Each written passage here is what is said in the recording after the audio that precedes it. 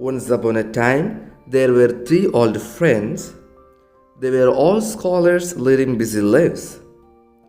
But they made it a point to meet once a year to make sure they would always stay in touch with one another. But this time the gathering felt different. They were all getting old and starting to feel their age.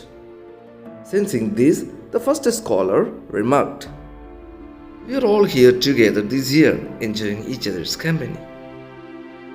But who can say with certainty if we will all be able to come back and be together again next year?"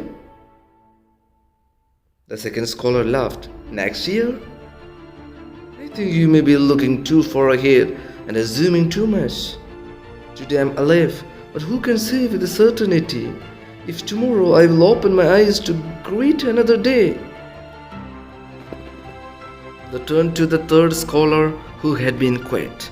He looked up at them thoughtfully and said, "Tomorrow, my friends, as I sit here with you, I do not know if each breath I draw will be my last.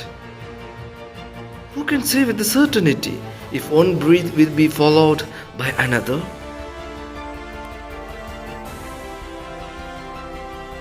Now you see in your life. The story is short but deeply meaningful. The first scholar measured life in terms of years as most people do.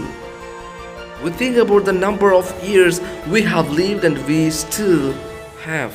But the truth is that we may not have many years or even 1 year ahead of us.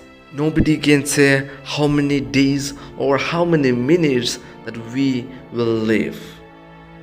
Live as this is your last day on this planet so that we can be happy and make others happy. Be always as a helping hand for others. Think we simply do not know how many minutes or seconds we still possess.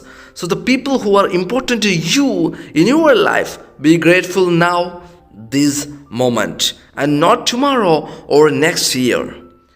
Thank them now for their friendship and count your blessings of having a family right now.